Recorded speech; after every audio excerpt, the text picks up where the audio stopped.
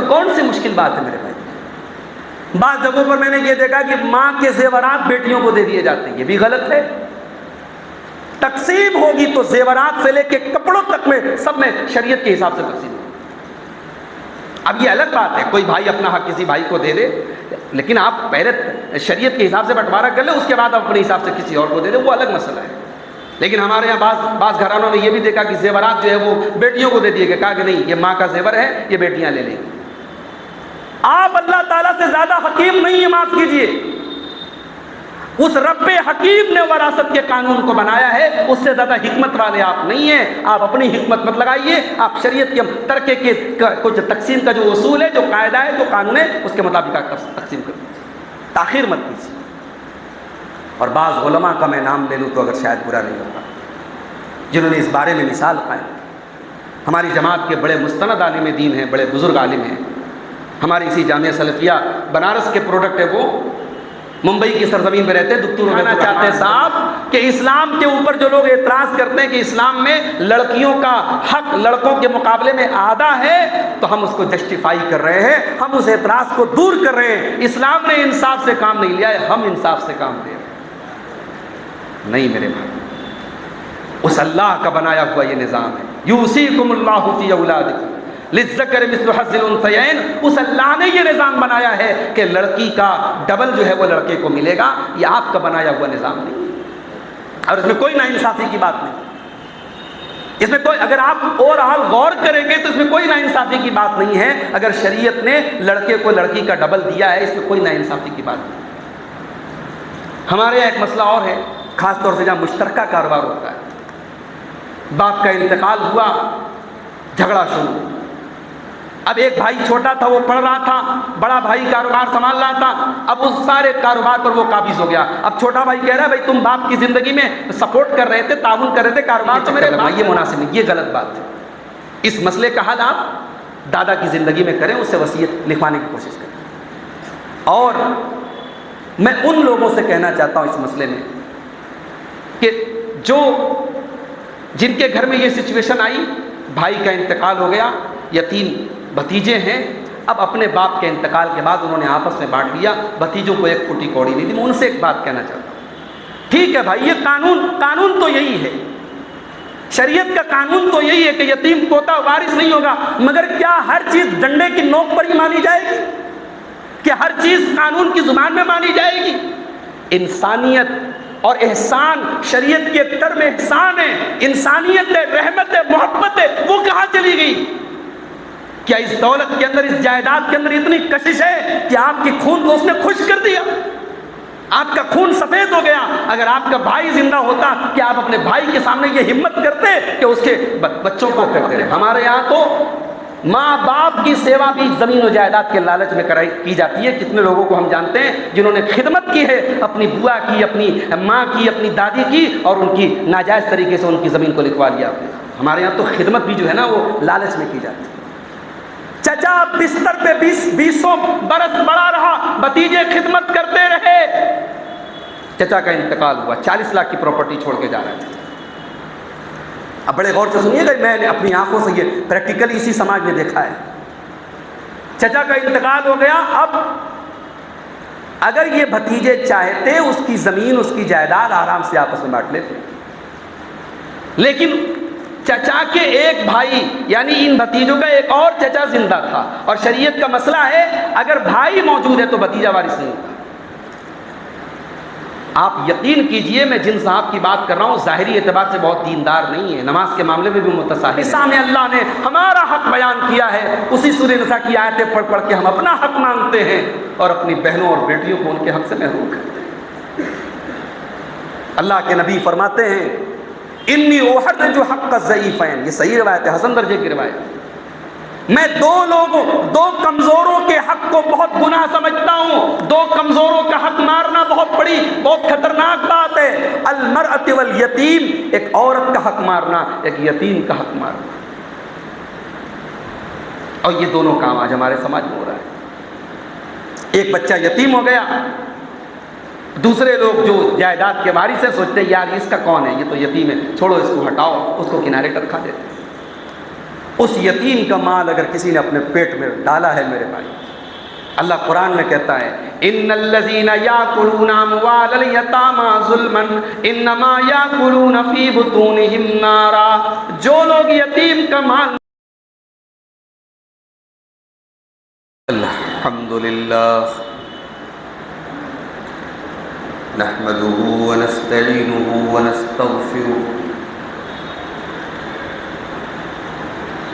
ونعوذ بالله من شرور أنفسنا ومن سيئات أعمالنا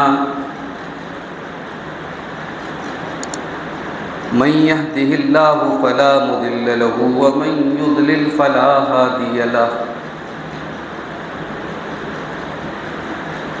وأشهد أن لا إله إلا الله وحده لا شريك له وأشهد أن محمدًا عبده ورسوله يا أيها الذين آمنوا اتقوا الله حق تقاته ولا تموتن إلا وأنتم مسلمون يا أيها الناس اتقوا ربكم الذي خلقكم من نفس واحدة وخلق منها زوجها وبث منهما رجالا كثيرا ونساء واتقوا الله الذي تساءلون به والأرحام إن الله كان عليكم رقيبا يا أيها الذين آمنوا اتقوا الله وقولوا قولا سديدا يصلح لكم أعمالكم ويغفر لكم ذنوبكم ومن يطع الله ورسوله فقد فاز فوزا عظيما أما بعد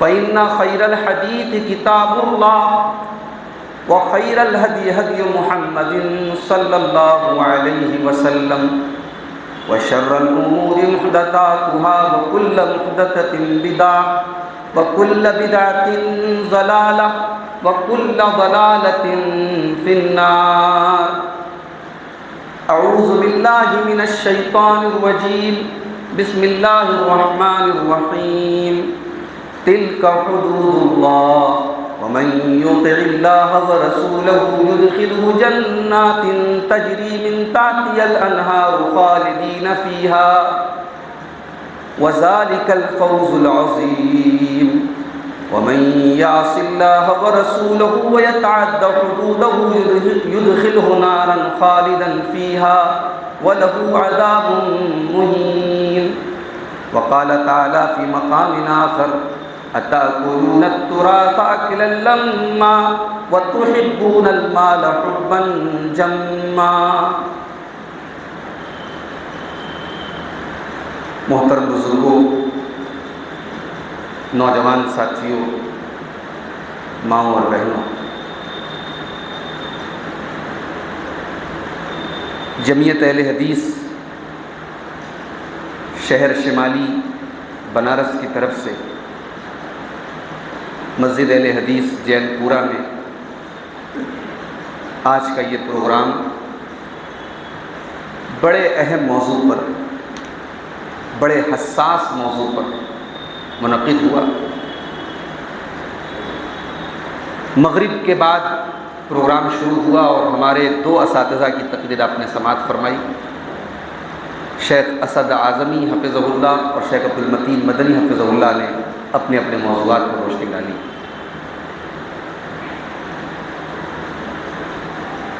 عشاء کی نماز کے بعد کی یہ نشست جس میں میں آپ کے سامنے حاضر ہوں، اور مجھے جو عنوان ملا ہے وراثت میں کی جانے والی غلطیاں، میرے بھائیوں، ہماری شریعت اللہ رب العالمین کی طرف سے اتری ہوئی شریعت ہے۔ ہماری شریعت کا ہر حکم اللہ کی طرف سے، یہ انسان کی بنی ہوئی شریعت نہیں ہے۔ جب یہ اللہ کی شریعت ہے تو اس کے احکام، اس کے قوانین، اس کے رولز اینڈ ریگولیشنز سب اللہ کی طرف سے. اور اسلامی شریعت کے انہی اصولوں اور انہی قانونوں میں سے قانون ہے میراث کا قانون. ایک انسان کے مرنے کے بعد وہ جو بھی چھوڑ کے جائے، مال کی شکل میں، پراپرٹی کی شکل میں، کپڑے کی شکل میں، کیش کی شکل میں، اس کے تمام کے تمام ترکہ کو کس طریقے سے تقسیم کیا جائے، کون وارث ہوگا کون نہیں ہوگا، کس کو کتنا ملے گا اور کس کو کچھ نہیں ملے گا، اسی ڈیٹیل کو شریعت میں علم میراث کہا جاتا ہے. اور آپ کو ایک بات بتاؤں میں، ہمارے یہاں شرعی مسائل میں بہت اختلاف ہوتا ہے. نماز میں بہت اختلاف ہے. سینے پر ہاتھ باندھیں کہ ناف کے نیچے باندھیں کہ ناف کے اوپر باندھیں، رفع الیدین کریں کہ نہ کریں، بڑا اختلاف ہے معاشرے میں. مگر آپ کو بڑی حیرت کی بات بتا رہا ہوں کہ وراثت کے مسائل پر اختلاف زیرو ہے، نہ کے برابر اختلاف. آپ جامعہ مظہر العلوم میں لے جائیں وراثت کا کوئی مسئلہ لے کر، آپ جامعہ سلفیہ بنارس میں چلے جائیں، آپ جامعہ حمیدیہ رضویہ یا جامعہ فاروقیہ جو بریلوی مکتب فکر کا ادارہ ہے آپ وہاں چلے جائیں، تینوں جگہوں سے آپ کو فتویٰ سیم ملے گا، کوئی فرق نہیں ملے گا. مکتب فکر الگ ہے، مسالک الگ ہیں، بہت سارے اختلافات ہیں، مگر وراثت میں اختلاف نہیں ہے. کیوں؟ کیونکہ وراثت کی ساری ڈیٹیل اللہ تعالیٰ نے قرآن کے اندر بیان کر دی. اور یہ عجیب و غریب معجزہ ہے اللہ کا کہ قرآن کی 3 آیتوں میں وراثت کے سارے احکام اللہ نے بیان کر دی. اس فن کا جو ماہر عالم ہے، آپ کروڑوں کے ترکے کا حساب اس کے پاس لے کے جائیں، اسے 10 منٹ نہیں لگے گا. اگر وہ اس فن کا ماہر ہے آپ کو مسئلے کا حل بتا دے گا کون کتنا وارث ہوگا. تو پہلی بات تو آپ اس کو سمجھیں کہ اسلام کا نظام وراثت بڑا مضبوط، بڑا اسٹرانگ ہے. یہ کوئی ایسا نہیں کہ کتاب میں لکھا ہے اس پر عمل نہیں ہو سکتا ہے، وہ پریکٹیکل ہے بھائی. ہم عمل نہیں کرتے، یہ ہماری کوتاہی ہے. ورنہ اللہ نے جو قانون بنایا ہے وہ 100% پریکٹیکیبل ہے، اس پر ہم عمل کر سکتے ہیں. اور وراثت کے جو یہ قوانین ہیں نا، یہ کوئی آپشنل نہیں ہے کہ تمہاری مرضی عمل کرو تمہاری مرضی مت کرو. یہ اوبلیگیٹری ہیں، یہ کمپلسری ہیں، یہ لازمی ہیں، یہ انیواریہ ہیں. بھائی اللہ تعالیٰ وراثت کے مسئلے کو بیان کر کے کہہ دیتا کہ تمہاری چوائس ہے، تم چاہو تو عمل کرو. اللہ نے یہ نہیں کہا. اللہ نے وراثت کے مسائل کو جہاں بیان کیا اس کی اسٹارٹنگ میں اللہ نے کہا یوصیکم اللہ فی اولادکم. اللہ تعالیٰ تمہیں وصیت کر رہا ہے. وصیت کا لفظ شریعت میں جب بہت مضبوطی کے ساتھ کوئی بات کسی سے کہی جائے، کسی کو کوئی حکم دیا جائے، کسی پر کوئی چیز نافذ کی جائے، اس کو شریعت میں وصیت کہا جاتا ہے. یہ اللہ کی وصیت ہے. اور سورہ نساء کے اندر جہاں اللہ نے وراثت کے قانون کو بیان کیا ہے، اس آیت کا آخری ٹکڑا آپ دیکھیے، تلک حدود اللہ. میرے بندو، ہم جو یہ وراثت کے قوانین بیان کر رہے ہیں یہ اللہ کی حدیں ہیں، یہ اللہ کی بنائی ہوئی لمٹس ہیں، یہ اللہ کا بنایا ہوا قانون ہے. وَمَن يُطِعِ اللَّهَ وَرَسُولَهُ يُدْخِلْهُ جَنَّاتٍ تَجْرِي مِن تَحْتِهَا الْأَنْهَارُ خَالِدِينَ فِيهَا. اور جو اللہ کی اطاعت کرتے ہوئے، اس کے رسول کی اطاعت کرتے ہوئے شریعت کے ان سارے قوانین کو مانے گا، اللہ اسے اپنی جنتوں میں داخل کرے گا، اللہ اسے جنت میں ہمیشہ ہمیشہ کے لیے داخل کرے گا. وَذَلِكَ الْفَوْزُ الْعَظِيمُ. یہ بہت بڑی کامیابی ہے.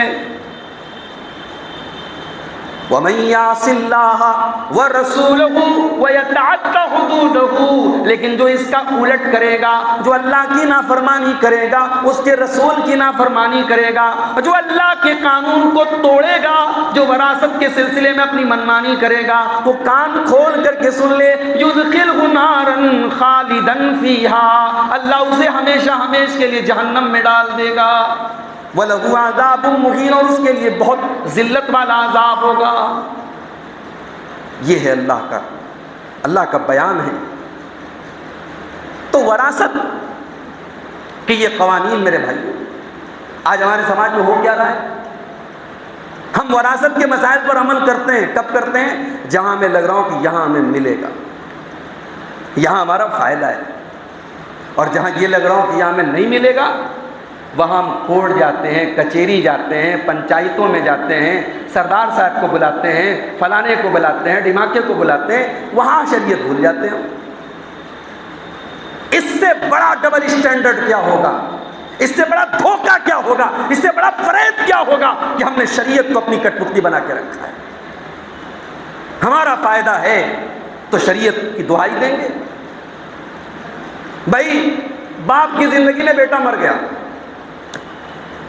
اب شریعت کا قانون تو ہے نا کہ باپ کی زندگی میں اگر بیٹا مر گیا اور باپ بعد میں مرا تو شریعت کا ایک قانون ہوتا ہے کہ جو سب سے قریبی رشتہ دار ہوتا ہے وہ وارث ہوتا ہے۔ اگر بیٹا زندہ ہے تو پوتا وارث نہیں ہوگا، اگر بھائی زندہ ہے تو بھتیجا وارث نہیں ہوگا، یہ شریعت کا قانون ہے۔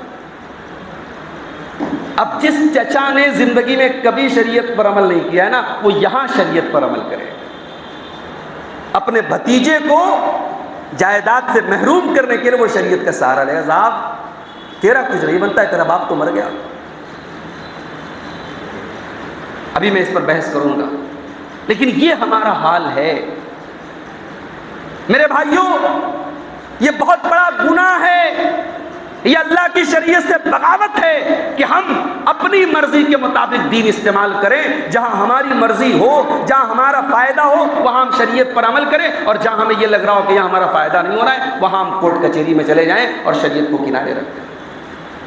یہ یہود و نصارہ کا طریقہ۔ افتؤمنون ببعض الکتاب وتکفرون ببعض، اے یہودیو تم اپنی کتاب کے تورات کے بعض حصے پر ایمان رکھتے ہو اور بعض حصے پر ایمان نہیں رکھتے ہو۔ اے یہودیو اس کی تمہیں بہت بڑی سزا ملے گی، دنیا میں بھی ذلت و رسوائی کی سزا ملے گی اور آخرت میں جہنم ملے گی۔ یہ اللہ نے یہودیوں کے بارے میں کہا۔ جب کرائم سیم ہے، جرم سیم ہے، وہی جرم مسلمان کرے گا تو کیا مسلمان دودھ کا دھلا ہے؟ مسلمان کو سزا نہیں ملے گی، مسلمان ذلیل نہیں ہوگا؟ ذلیل ہو رہا ہے کیونکہ اس نے شریعت کو اپنی مرضی کے مطابق استعمال کرنا چاہیے۔ قرآن کریم کے 30ویں پارے میں ایک سورت ہے، سورہ تطفیف، سورہ مطففین۔ مطففین کا مطلب کیا ہوتا ہے؟ ناپ تول میں کمی کرنے والے۔ ذرا ان آیتوں کو پڑھیے تو، وَيْلٌ لِّلْمُطَفِّفِينَ الَّذِينَ إِذَا اكْتَالُوا عَلَى النَّاسِ يَسْتَوْفُونَ وَإِذَا كَالُوهُمْ أَوْ وَّزَنُوهُمْ يُخْسِرُونَ۔ بربادی ہے، جہنم ہے، ویل ہے ناپ تول میں کمی کرنے والوں کے لیے۔ جب وہ سامان لوگوں سے خریدتے ہیں اور سامان لوگوں سے لیتے ہیں تو پورا تول کر کے لیتے ہیں، اور جب سامان تول کر کے دینے کا نمبر آتا ہے تو وہ ڈنڈی مارتے ہیں، یکسرون، وہ ناپ تول میں کمی کرتے ہیں۔ اللہ نے فرمایا الا یظن اولئک انہم مبعوثون، کیا یہ نہیں سوچتے کہ ایک دن کو مر کر کے اللہ کے پاس جانا ہے، اللہ کو حساب دینا ہے۔ یوم یقوم الناس لرب العالمین، جس دن سارے کے سارے لوگ اللہ کی بارگاہ میں کھڑے ہوں گے۔ آج اس زمین کے ٹکڑے کے لیے انسان اپنے ایمان کو بیچ دیتا ہے میرے بھائی۔ معلوم ہے کہ میرا حق یا نہیں بن رہا ہے، مگر اس حق کو زبردستی لینے کے لیے کورٹ کچہری چلا جاتا ہے۔ تیرے پاس دولت ہے، تیرے پاس پیسہ ہے، تو اچھا وکیل خرید لے گا، تو دولت خرچ کر کے اس زمین پر ناجائز قبضہ کر لے گا، اللہ کو کیا جواب دے گا؟ اللہ کے رسول فرماتے ہیں، بخاری اور مسلم کی روایت، کبھی کبھی ایسا ہوتا ہے، اللہ کے نبی کہتے ہیں میں انسان ہوں، مجھ سے کبھی کبھی فیصلہ کرنے میں چوک ہو سکتی ہے. ہو سکتا ہے تم میں سے کوئی میرے پاس آئے الہنا ان یکون بعضکم الہنا من بعض، ہو سکتا ہے کہ بعض لوگ ایسے آئیں جو بات کرنے میں زیادہ ماہر ہوں، زیادہ باتونی ہوں، ان کی اپنی بات رکھنے کا سلیقہ زیادہ اچھا ہو، اور میں اس کی بات سن کر کے فیصلہ کروں.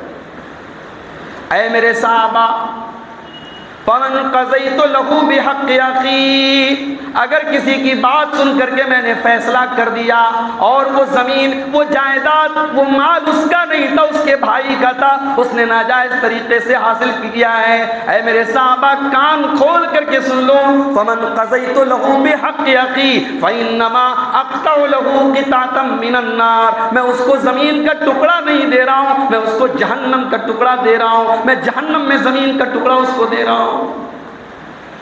دنیا میں دو چار حصہ، دو چار بیگھہ آپ نے بنا لیا، مگر وہ جہنم کے اندر اگر آپ کو جگہ دلا رہا ہے میرے بھائی، تو یہ تو بہت گھاٹے کا سودا ہے. تو یہ پہلی چیز ہے کہ وراثت کے قوانین کو ہم اپنے حساب سے استعمال کریں.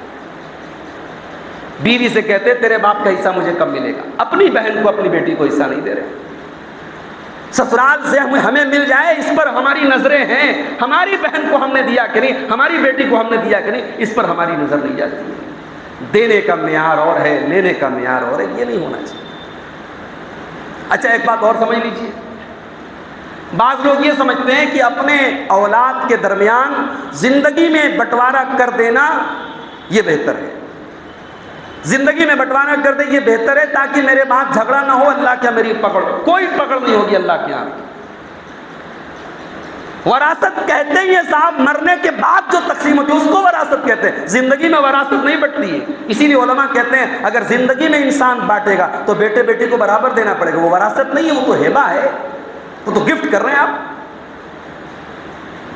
تو ماں باپ یہ بات یاد رکھے کہ اگر اس کے بیٹے اس کے بعد زمین جائیداد میں گھپلا کرتے، باپ ذمہ دار نہیں ہے، اللہ کیا اس کی پکڑ نہیں ہوگی. لیکن ہاں باپ کو چاہیے کہ اپنی اولاد کی ایسی تربیت کرے، ان کے اندر دین کا ایسا شعور پیدا کرے، ان کو اتنا دیندار بنائے کہ باپ کے مرنے کے بعد بیٹے خود بیٹھ کر کے شریعت کے مطابق اپنے باپ کا ترکہ تقسیم کرے. یہ باپ کی ذمہ داری ہے، اپنی اولاد کو ایسی تربیت ان کی کرے، ایسا شعور ان کو دے، ایسی ان کی پرورش کرے کہ باپ کے مرنے کے بعد وہ صحیح طریقے سے اپنے باپ کا ترکہ تقسیم کرے. یہ باپ کی ذمہ داری ہے. ایک اور غلطی بھی ہوتی ہے ہمارے یہاں، اولاد یہ سمجھتی ہے کہ باپ کچھ نہ کچھ ترکہ چھوڑ کے جائیں، یہ باپ کی ذمہ داری. ہم نے بعض ایسے بھی لڑکوں کو دیکھا ہے، کہتے ہیں یار ہمارا باپ کیسا باپ تھا، کچھ چھوڑ کے نہیں گیا، کوئی زمین چھوڑ کے نہیں گیا.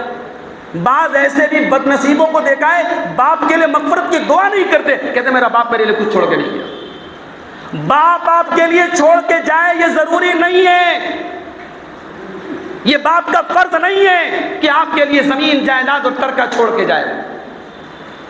باپ کا فرض ہے آپ کے بالغ ہونے تک آپ کی پرورش کرنا، آپ کے کھانے پینے رہنے سہنے پڑھائی لکھائی کا انتظام کرنا. آپ بالغ ہوئے اس کے بعد آپ اپنے ذمہ دار، آپ اپنے پیروں پہ کھڑے ہوئے. باپ کو اللہ نے نوازا ہے، باپ کو اللہ نے نوازا ہے، باپ نے زمین جائیداد بنائی ہے، یہ باپ کا ایک اضافی احسان ہے، باپ کا فرض نہیں ہے. معاف کیجیے، لوگ اس معاملے میں بڑا تجاوز کرتے ہیں، صاحب ہمارے باپ نے کچھ چھوڑا نہیں. اچھا ایک چیز اور ہوتی ہے، میت کے مرنے کے بعد سب سے پہلی چیز ترکہ نہیں ہے. بات یاد رکھیے، میت کے انتقال، انسان کے انتقال کے بعد سب سے پہلا کام جائیداد کی تقسیم نہیں ہے، کچھ اور بھی چیزیں ہیں. سب سے پہلا کام کیا ہے؟ مرنے والے کے مال میں سب سے پہلی چیز جو ہمیں کرنا ہے اس کی تجہیز و تکفین کا انتظام کرنا ہے. اس کے کفن دفن کا، اس کی قبر کا، اس کے جنازے کا انتظام اس کے مال سے ہونا چاہیے. یہ حق اس کے مال کا ہے.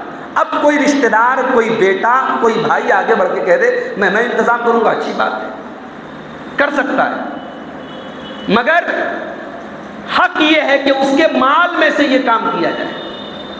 اگر کوئی بیٹا اپنے باپ کے تجہیز و تکفین میں تعاون کرتا ہے اور بعد میں احسان جتاتا ہے، ارے میں نے تو اپنے باپ کے مرنے کے بعد کفن دفن کا انتظام میں نے کیا تھا، غلط ہے، تیری ذمہ داری نہیں تھی۔ جس زمین اور جائیداد کا آپ بعد میں بٹوارا کر رہے ہیں، اسی مال میں سے، اسی ترکے میں سے باپ کے کفن دفن کا انتظام ہونا چاہیے۔ اور جب یہ بات نکلی ہے تو ایک بات میں اور کہنا چاہتا ہوں۔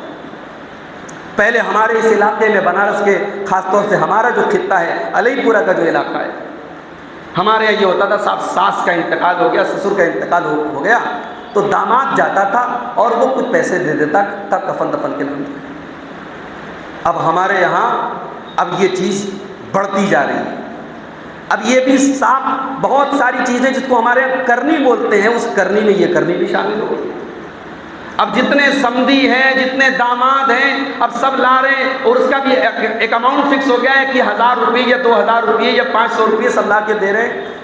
اب یہ ظاہر سی بات ہے بھائی، جس کے پاس حیثیت ہے اس کے لیے کوئی مسئلہ نہیں، بعض اوقات یہ ایک بوجھ بن جاتا ہے۔ کیوں آپ ایسا کام کرتے ہیں؟ کیوں اپنے ذمہ ایک مصیبت ڈال رہے صاحب آپ؟ شریعت یہ کہتی ہے کہ انسان کے مرنے کے بعد اس کے مال سے اس کے تجہیز و تکفین کا انتظام ہونا چاہیے۔ داماد کی ذمہ داری نہیں ہے، سمدھی کی ذمہ داری نہیں ہے۔ ہمارے یہاں اس کو ایک کرنی بنا لیا گیا، جیسے حج اور عمرہ میں بھی آپ نے دیکھا، ایک صاحب حج کر کے آئے، میاں بیوی کہتے میں نے پوچھا کتنا خرچ آیا؟ بولے 10 لاکھ روپیہ حج میں آیا ہے اور 5 لاکھ روپے کی خریداری کر کے آئے۔ اور جیسا لوگ کرنی دیتے ویسا تبرک جا رہا ہے۔ کب یہ چیزیں ختم ہوں گی میرے بھائی؟ اور ماشاءاللہ اس معاملے میں آمین زور سے بولنے والا بھی ایک ہے اور آمین آہستہ سے بولنے والا بھی وہی کام کر رہا ہے۔ بھائی کم سے کم ہم تو بدعات کے دشمن ہیں نا بھئی، ہماری پہچان ہے کہ ہم بدعات اور خرافات میں نہیں پڑتے، تو یہ خرافات کیوں آئی ہمارے یہاں سے؟ ہمارے یہاں کوئی حج کر کے آ جائے اور تبرک نہ بانٹے تو صاحب لوگ تانا مارتے، بڑے چمارے حج کر کے چلے آئے، کچھ نہیں دیا انہوں نے، معمولی سا سامان دیا۔ میں کہتا ہوں آپ لوگوں کی برائی مول لے لے صاحب، آپ صاف کہہ دیں نہیں کھاؤں گا کسی کے گھر کا، میرے گھر کوئی میٹھا لے کے مت آؤ، میرے گھر کوئی پیسہ لے کے مت آؤ، میں نہیں لوں گا کسی کا پیسہ۔ اور آپ آئیں حج کر کے، زمزم کا پانی اور کھجور آپ دے دیں، لوگ 2-4 دن برا کہیں گے، مگر اس طریقے سے کرنے والے جب سینکڑوں کی تعداد میں ہو جائیں گے نا، تب یہ رسمیں ختم ہوگی۔ اور نہیں ختم کریں گے آپ، آنے والے دنوں میں یہ حج جیسی عبادت بھی ایک رسم کی شکل بنتی چلی جائے گی، اور بن چکی ہے ہمارے علاقے میں، تو بن ہی چکی۔ تو پہلا کام تو یہ کرنا ہے، تجہیز و تکفین کا انتظام۔ اس کے بعد دوسرا کام، انسان کے مرنے کے بعد اس کے کفن دفن کا انتظام کرنے کے بعد دوسرا کام یہ کرنا ہے، یہ دیکھنا ہے کہ اس کے اوپر قرض کتنا تھا۔ ہمارے یہاں کیا ہوتا ہے، پہلے زمین جائیداد کا بٹوارا ہو جاتا ہے، اس کے بعد باپ کا قرضہ بانٹا جاتا ہے، ہاں 40,000 تم دے دینا، 40,000 تم دے دینا۔ اب کون دیتا ہے، کب کون دے گا، اس کی کیا گارنٹی ہے؟ شریعت یہ کہتی ہے کہ باپ کے انتقال کے بعد اس کے تجہیز و تکفین کے انتظام کے بعد اس کے مال میں دوسرا حق اس کے قرض کی ادائیگی کا ہے۔ اور یہ قرض کا معاملہ اتنا خطرناک ہے میرے بھائی، اس لیے قرض سے بچنا چاہیے انسان۔ اللہ کے نبی پناہ مانگتے تھے، اللہم انی اعوذ بک من المعصم والمغرم، ہر نماز میں پناہ مانگتے تھے، اے اللہ میں تیری پناہ چاہتا ہوں گناہ سے اور قرض سے۔ بھئی گناہ کے ساتھ قرض کو جوڑا ہے اللہ کے نبی۔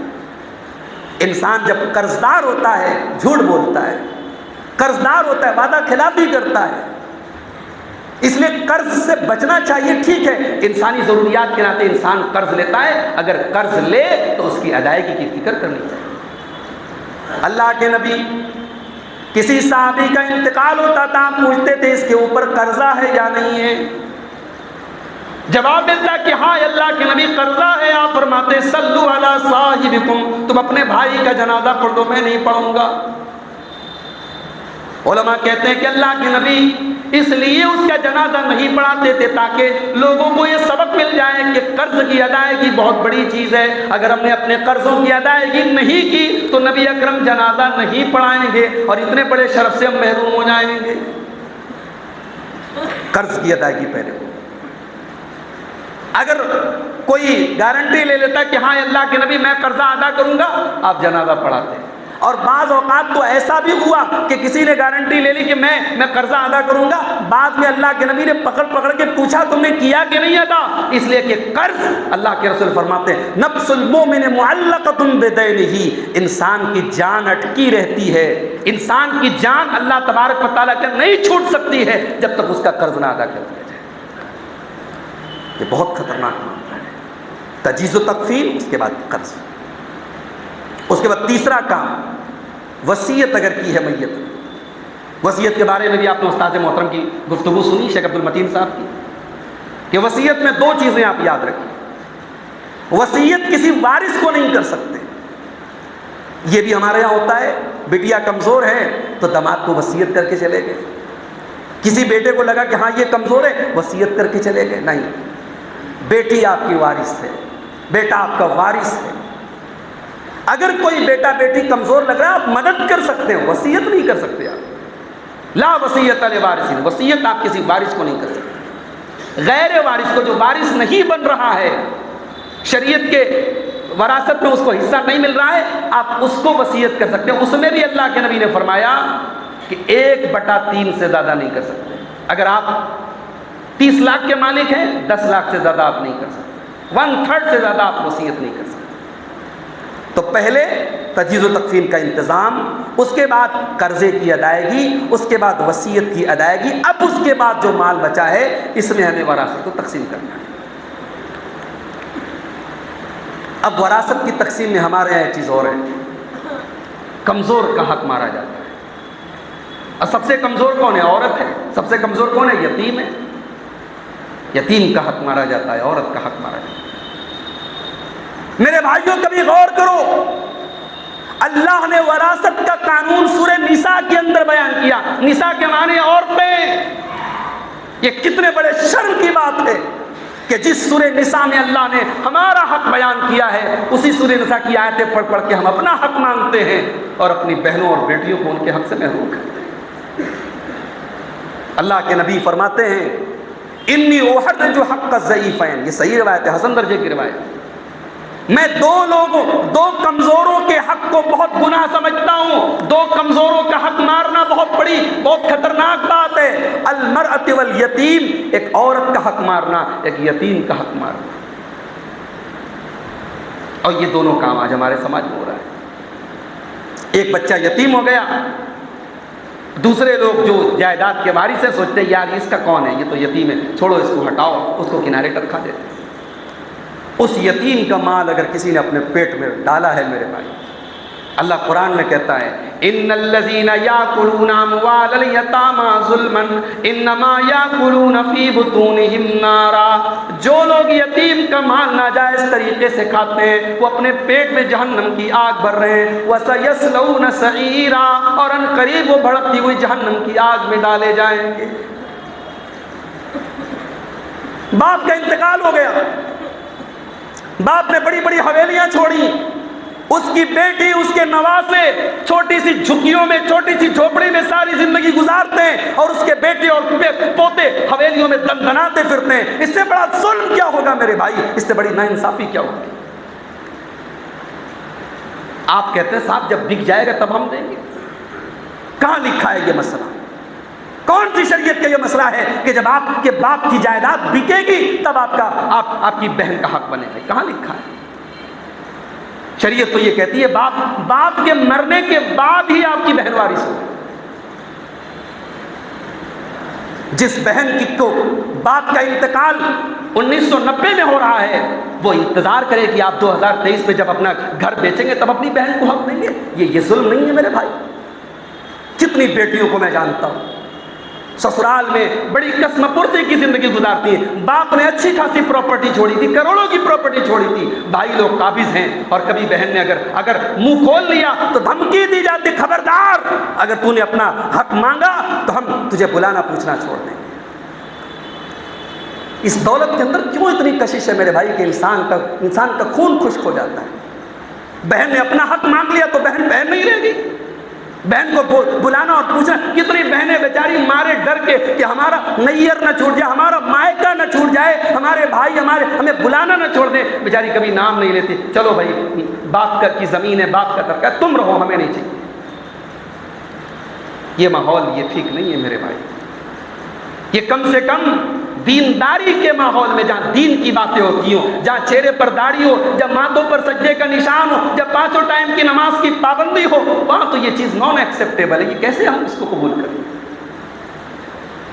اور ہم نے اسی سماج میں ایسے لوگوں کو بھی دیکھا ہے جو ظاہری اعتبار سے بہت دیندار نہیں ہے۔ ایک صاحب کو میں جانتا ہوں، ان کے ایک چچا کا انتقال ہوا، چچا نے لگ بھگ 40 لاکھ کی 30 لاکھ کی پراپرٹی چھوڑی۔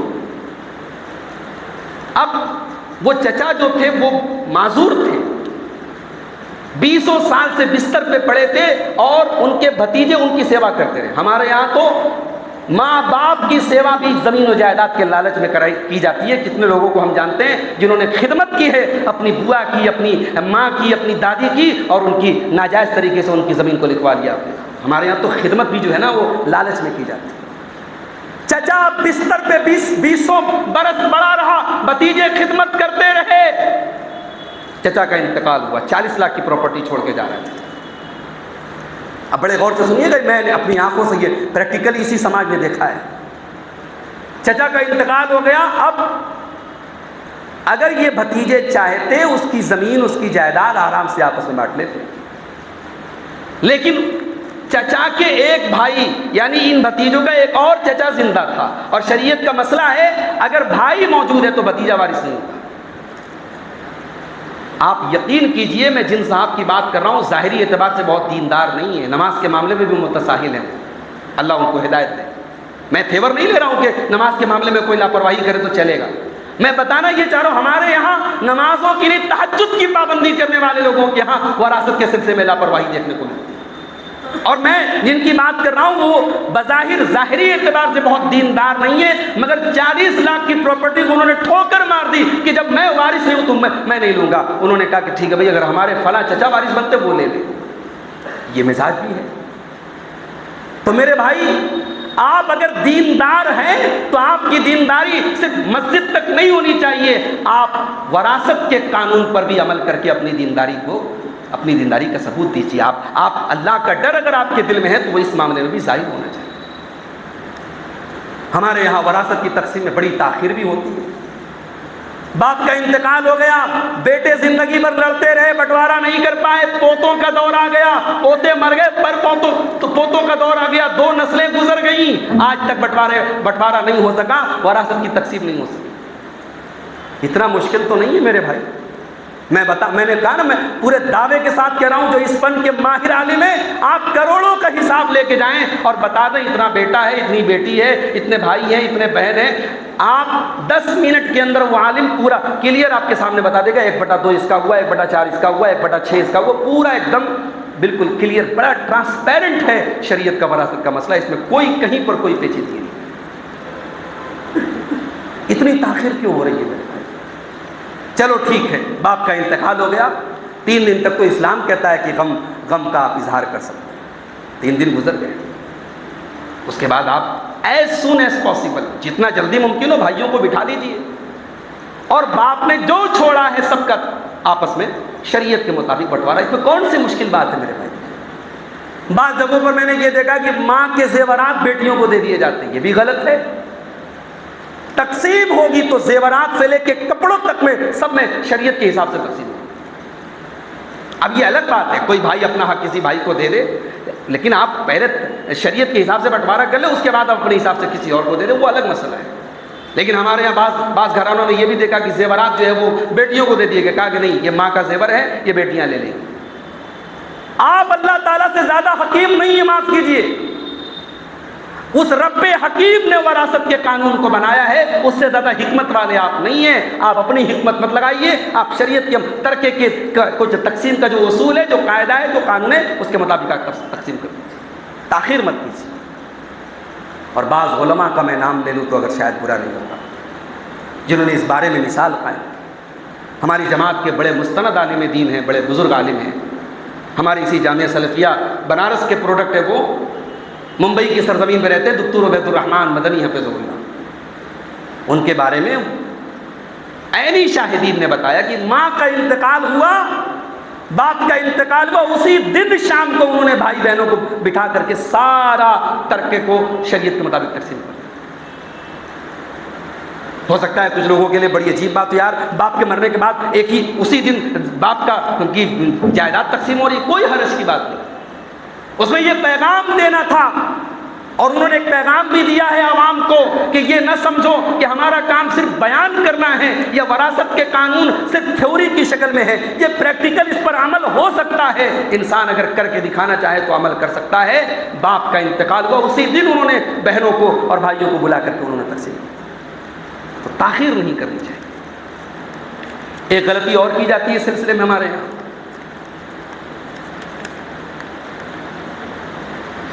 اور وہ یہ حساب کہ اگر باپ کی زندگی میں کوئی بیٹے کا انتقال ہو گیا، اب اس کے بچے ہیں موجود ہیں، اب وہ یتیم پوتا، اب ظاہر ہے شریعت کا قانون تو میں نے بتایا کہ اگر بیٹے موجود ہیں تو پوتے وارث نہیں ہوں گے، شریعت کا قانون ہے، بھائی موجود ہیں تو بھتیجے وارث نہیں۔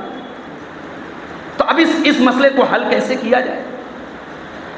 اگر کسی کے باپ کا انتقال اس کے دادا کی زندگی میں ہو گیا اور بچے بڑے بڑے ہیں تو دادا سے بات کریں کہ ہمارا باپ تو مر گیا، اب ہمیں کون آپ کی وراثت کے تو ہم حقدار نہیں ہوں گے، تو آپ ہمیں وصیت کریں، باپ دادا کو راضی کریں، بہو بات کرے اپنے سسر سے، باپ کے مرنے کے بعد اس کے اپنے دادا کی زندگی میں اس مسئلے کو حل کریں، اسے وصیت کروائیں، یہ نہ کرے کہ دادا کے انتقال کے بعد کورٹ کچہری کے چکر لگوائیں، یہ مناسب نہیں، یہ غلط بات ہے۔ اس مسئلے کا حل آپ دادا کی زندگی میں کریں، اسے وصیت لکھوانے کی کوشش کریں۔ اور میں ان لوگوں سے کہنا چاہتا ہوں اس مسئلے میں کہ جن کے گھر میں یہ سچویشن آئی، بھائی کا انتقال ہو گیا یا 3 بھتیجے ہیں، اب اپنے باپ کے انتقال کے بعد انہوں نے آپس میں بانٹ لیا، بھتیجوں کو ایک پھوٹی کوڑی نہیں دی، میں ان سے ایک بات کہنا چاہتا ہوں، ٹھیک ہے بھائی، یہ قانون تو یہی ہے، شریعت کا قانون تو یہی ہے کہ یتیم پوتا وارث نہیں ہوگا، مگر کیا ہر چیز ڈنڈے کی نوک پر ہی مانی جائے گی؟ کیا ہر چیز قانون کی زبان میں مانی جائے گی؟ انسانیت اور احسان شریعت کے ایک ٹرم احسان ہے، انسانیت ہے، رحمت ہے، محبت ہے، وہ کہاں چلی گئی؟ کیا اس دولت کے اندر، اس جائیداد کے اندر اتنی کشش ہے کہ آپ کے خون کو اس نے خشک کر دیا، آپ کا خون سفید ہو گیا؟ اگر آپ کا بھائی زندہ ہوتا کہ آپ اپنے بھائی کے سامنے یہ ہمت کرتے کہ اس کے بچوں کو اپنے باپ کی جائیداد سے محروم کر دیتے؟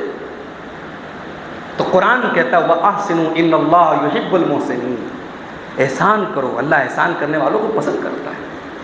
آپ نے اپنے ان یتیم بھتیجوں کو، اگر جو بٹوارا آپ کا ہو رہا ہے اس حساب سے آپ نے ان کو بھی حق دے دیا، زندگی بھر آپ کے احسان مند رہیں گے۔ یہ زمین، یہ جائیداد کیا لے کے جانا ہے میرے بھائی؟ سب ٹھاٹ پڑا رہ جائے گا جب لاد چلے گا بنجارا۔ کہیں کہیں انسانیت اور رحمت کا بھی برتاؤ ہمیں کرنا چاہیے۔ اور ایک وراثت میں کی جانے والی ایک اور غلطی ہم دیکھتے ہیں اپنے سماج میں، خاص طور سے ساؤتھ انڈیا میں ہم نے دیکھا یہ بعض گھرانوں میں کہ وہ صاحب اپنی بیٹیوں کو بیٹوں کے برابر دیتے ہیں۔ میں نے کہا بھی کہ وراثت کی تقسیم کرنے کے بعد کوئی بہن اپنا حصہ کسی بھائی کو دے دے، کوئی بھائی اپنا حصہ کسی بہن کو دے دے، وہ ایک الگ میٹر ہے، لیکن تقسیم شریعت کے مطابق ہو۔ اور یہاں یہ بھی یاد رکھیے، بعض اوقات ایسا بھی ہوتا ہے باپ کا انتقال ہوا، مشترکہ گھر ہے، چھوٹا سا گھر ہے، آپس میں بانٹنا، چھوٹے چھوٹے کمروں کی شکل میں بانٹنا بڑا مشکل ہے، ٹھیک ہے آپ بانٹ نہیں سکتے لیکن طے کر لیجئے کہ ہاں اتنا پرسنٹ ان کا ہے، اتنا پرسنٹ ان کا ہے، تاکہ بعد میں اگر کبھی اس گھر کو بیچنے کی نوبت آئے یا اس گھر میں کمروں کی تقسیم کی نوبت آئے تو اسی حساب سے بٹوارا کر لیں۔ تو اب یہاں کیا ہو رہا ہے کہ بیٹوں کو بیٹیوں کے برابر دیا جا رہا ہے، تو وہ اس نیت سے نہیں دے رہے ہیں کہ انہیں بیٹیوں سے بہت پیار ہے، وہ اس نیت سے اپنی بیٹیوں کو بیٹوں کے برابر دے رہے ہیں کہ وہ یہ دکھانا چاہتے ہیں صاحب کہ اسلام کے اوپر جو لوگ اعتراض کرتے ہیں کہ اسلام میں لڑکیوں کا حق لڑکوں کے مقابلے میں آدھا ہے، تو ہم اس کو جسٹیفائی کر رہے ہیں، ہم اس اعتراض کو دور کر رہے ہیں۔ اسلام نے انصاف سے کام نہیں لیا ہے، ہم انصاف سے کام لے رہے ہیں۔ نہیں میرے بھائی، اس اللہ کا بنایا ہوا یہ نظام ہے، یوصیکم اللہ فی اولادکم، للذکر مثل حظ الانثیین، اس اللہ نے یہ نظام بنایا ہے کہ لڑکی کا ڈبل جو ہے وہ لڑکے کو ملے گا، یہ آپ کا بنایا ہوا نظام نہیں، اور اس میں کوئی ناانصافی کی بات نہیں، اس میں کوئی، اگر آپ اور حال غور کریں گے تو اس میں کوئی ناانصافی کی بات نہیں ہے۔ اگر شریعت نے لڑکے کو لڑکی کا ڈبل دیا ہے، اس میں کوئی ناانصافی کی بات نہیں۔ ہمارے یہاں ایک مسئلہ اور ہے، خاص طور سے جہاں مشترکہ کاروبار ہوتا ہے، باپ کا انتقال ہوا، جھگڑا شروع۔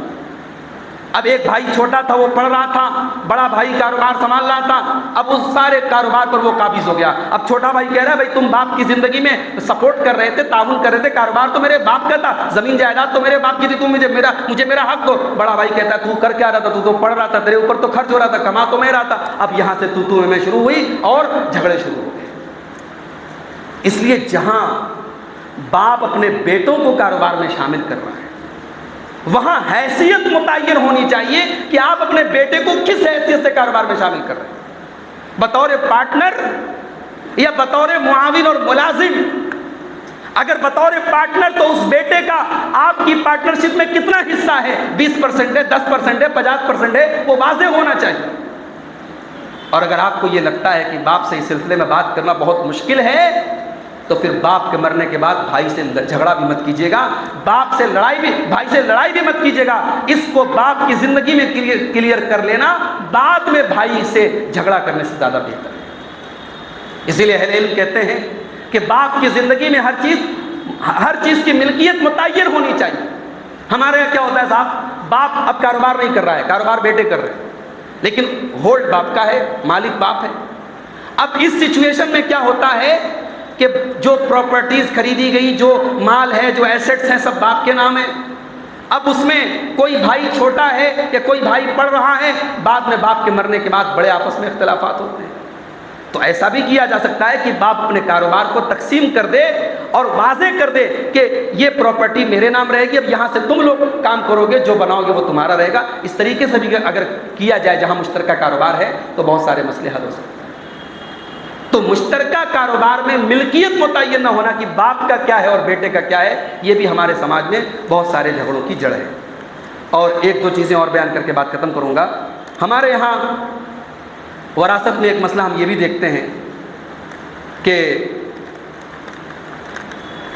بہنوں کے اور بیٹیوں کے حق کے بارے میں بتایا آپ کو کہ اگر وہ مانگ لیتی ہیں تو دھمکی دی جاتی ہے کہ ہم تجھ سے رشتہ ناتا نہیں رکھیں، ہم تجھے بلانا پوچھنا چھوڑ دیں گے۔ بھائی وہ آپ کی بہن ہے اور رہے گی، آپ نہ بلائیں تب بھی رہے گی۔ آپ کی بیٹی ہے، آپ بلائیں پوچھے تب بھی اور نہ بلائیں پوچھے تب بھی وہ آپ کی بیٹی رہے گی۔ یہ دھمکی دے دینا کہ ہم تجھ سے رشتہ ناتا بند کر دیں گے، یہ تو بہت بڑے لالچ کی بات ہے میرے بھائی، اور یہ شریعت کے اصولوں کے خلاف بات ہے۔ تو وراثت کی تقسیم میں ہمیں اور آپ کو یہ چند اہم غلطیاں جو میں نے بیان کی ہیں، بہت ساری غلطیاں ہمارے سماج میں رائج ہیں، میں نے چند غلطیوں کی طرف اشارہ کیا ہے، اور آخر میں یہ کہنا چاہوں گا کہ ہم دین کا علم بھی حاصل کریں۔ اما عائشہ رضی اللہ تعالیٰ عنہا کے بارے میں اہل علم نے لکھا ہے کہ وہ وراثت کے مسائل کی بہت جانکار تھی۔ حالانکہ وراثت کے بعض مسائل اتنے پیچیدہ ہوتے ہیں کہ ان کو عام علماء جو اس فن کے ماہر نہیں ہوتے وہ حل نہیں کر سکتے۔ ہمارے زمانے میں جامعہ سلفیہ بنارس میں مولانا حنیف مدنی حافظ رحمۃ اللہ علیہ جو ہے اس فن کے بڑے ماہر تھے۔ جب جامعہ سلفیہ میں کوئی فتویٰ پوچھا جاتا تھا تو وراثت کے تعلق سے فتویٰ وہی دیتے تھے۔ بعد میں دوسرے اساتذہ آئے اور وہ فتویٰ دینے لگے۔ تو کہنے کا مقصد یہ ہے کہ یہ فن جو ہے بڑا دقیق ہے، بڑا باریک ہے، ہر شخص جو ہے اس میں دسترس نہیں رکھتا ہے، تو ہمیں سیکھنا چاہیے۔ اور جب ہمارے گھر میں اس طریقے کا میٹر آئے تو کسی معتبر عالم دین کے سامنے پوری سچویشن رکھ کر کے پوچھنا چاہیے کہ ہمارے باپ کے ترکے میں کس کا کیا حصہ بنے گا۔ انٹرنیٹ پر میں نے ایک ویب سائٹ دیکھی ہے، اسلامک انہیریٹنس کیلکولیٹر، یہ بڑے مستند علماء کی بنائی ہوئی ویب سائٹ ہے، اور اس پر باقاعدہ قرآن و سنت کی روشنی میں سارے حقداروں کا کیلکولیٹر موجود ہے۔ اس میں کرنا کہ آپ کو وہ ویب سائٹ کھولیں گے آپ تو اس میں پوچھے گا کہ میت نے کس کو چھوڑا ہے۔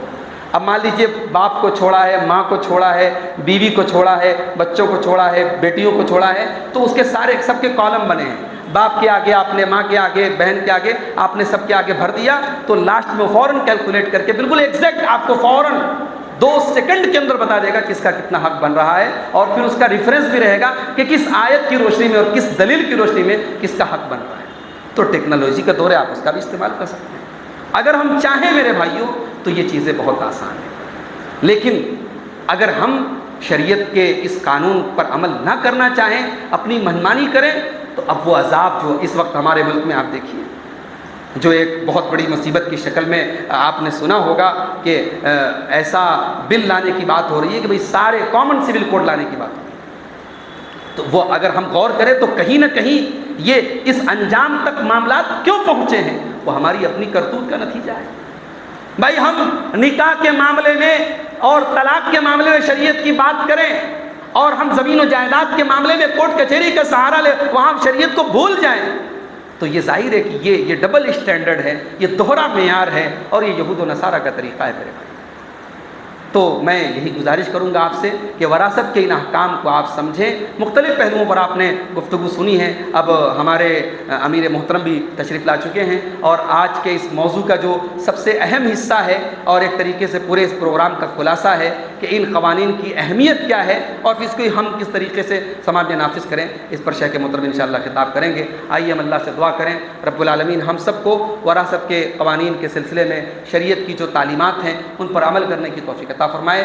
جو لاپرواہیاں ہیں، جو کوتاہیاں ہیں، اللہ ان کو ختم کرنے کی، اور اپنے حقداروں کو، اپنے گھر کے جو بھی حقدار ہے بہن بیٹیاں، ان کا حق صحیح طریقے سے ان کو دینے کی توفیق عطا فرمائے۔ اللہ ہمارے کاروبار میں، ہمارے رزق میں برکت عطا فرمائے، اور اللہ تعالی ہم سب کو جب تک دنیا میں زندہ رکھے اسلام پر زندہ رکھے، اور ہم سب کا خاتمہ ایمان پر ہو۔ آمین وآخر دعوانا الحمدللہ رب العالمین۔ السلام علیکم ورحمۃ اللہ۔